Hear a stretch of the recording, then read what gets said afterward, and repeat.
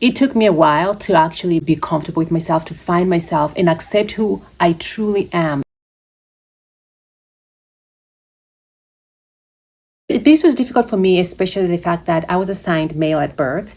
And that came with so many challenges because from a very young age, I knew that I was different. And most interesting thing is that I would actually tell my mom that, Mom, I feel that I'm a girl. What my mom would always say is that, no, it's okay, you're fine. Once you hit puberty, everything will be fine. So puberty years came along and no change whatsoever. The way I felt still stayed there.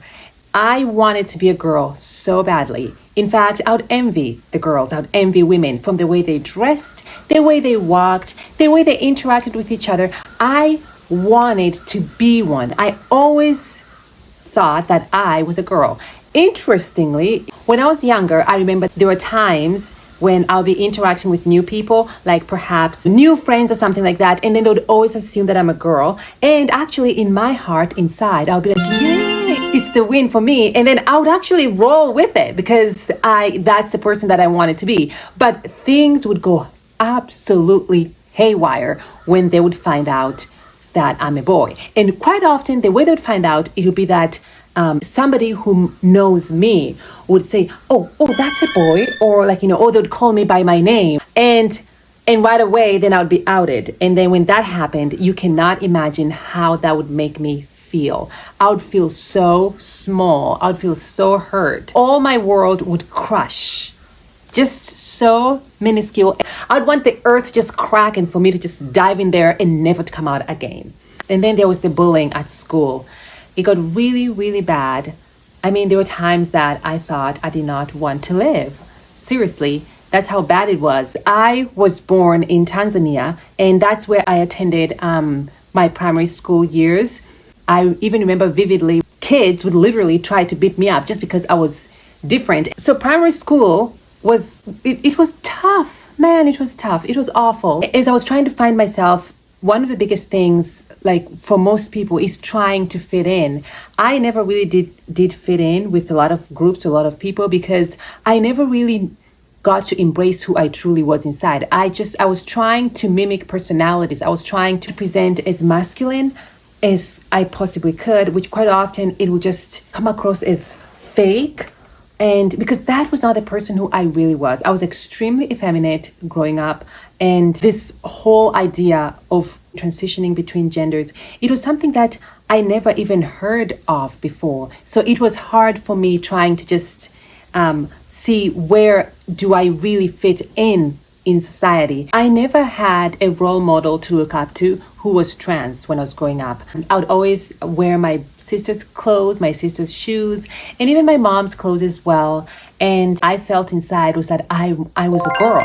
I am a girl. All I wanted was just to be myself. I just wanted to be loved. I just wanted to exist. But it seemed that people around me, the society that I grew up in, did not really understand that, and which is unfortunate. It was very challenging because I do remember when I was around the age of 7 or 8 years old, I started to feel that, as if God did not love me. That's why God made me this way, literally, which is, can you imagine, just crazy. But anyways, and I would go to bed every night. I would pray that I would wake up as a girl the next day. That way, I would not have to explain to my mom or my dad, my family in general. It would just be like, oh my God, it was a miracle, That's how I would have to say, my God, it was a miracle because I just woke up and I'm a girl. So it was just crazy, just crazy. Despite wanting to be a woman, wanting to be a girl so badly, I did not have that opportunity. I did not have the chance, the resources until I was around the age of 17. I was already in Canada at the time. I'm adopted. The long story short is that my biological father passed away, and then my mom was left destitute, and she couldn't afford to raise my younger brother and I. The two of us were the youngest of the four. And I had befriended this Canadian white man. He was volunteering at one of the schools that I went to. He did some volunteer work there. So I shared my story. And anyways, he ended up becoming like a father figure to me. And he took me into his keeping. Basically, my mother gave my brother and I to him in his keeping. So he became our legal guardian. And that's how my brother and I ended up in Canada. And I'm very grateful for that. I love my dad. He's so sweet. He's been very good to me. And my brother. When I was around the age of 17, that was the first time I saw a transgender woman on media. And it was Laverne Cox. Obviously, Orange is the New Black had just came on around that same time. And, for the first time, everything clicked. Everything just felt so real. And I remember it so clearly because I just felt this sense of relief, literally. And I said to myself, that is who I am. That is the girl I want to be. That is me. That is me. I was so happy. It was like Christmas for me, for the first time. It was just, I was so overjoyed. But what came with that was a cost that I will never forget. This is why representation matters. Because was it not for Laverne Cox, me seeing her on TV, I would have never been able to find myself. I would have never been able to come to terms with who I truly am. Because I really was made to believe that I was an abomination, that my existence was a sin and against God. Sometimes happiness and contentment comes with a price.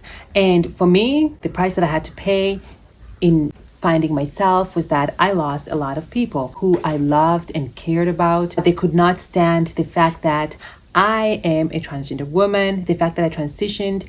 They just couldn't really fathom that. They just couldn't deal with it. And most of them cut me out of their lives. And you know what? In retrospect, thinking now, I think it was the best that they could do, because if you cannot love me just for being who I truly am, then you are definitely not a true friend. You are not family. So it's okay if you wish to cut me off. I am okay with that. Yes, it was hard at first, but I am truly happy and thankful because in a sense, I ended up finding people who love and embrace me for who I truly am. For me, I've come to appreciate the word family. I don't just throw around the word family because it is something so special to me, because I have lost so much of my so-considered family and people who knew me prior to transitioning, and the friendships and connections that I formed post-transitioning ended up to being very strong, very real, beautiful friendships, amazing friendships that I'm so grateful to have to this day, and they've lasted so long. Those kind of connections and friendships, I consider them to be family. Those people are my people. They are my family. They are part of me. I'm a part of them. So, and this is also just a lesson to here, I think, for anybody who's considering to come out or coming to terms with their gender identity and sexuality. You just have to understand that sometimes in order for you to be happy, not everybody's going to be happy for you, and you're going to lose certain people in your life, and you just have to accept that.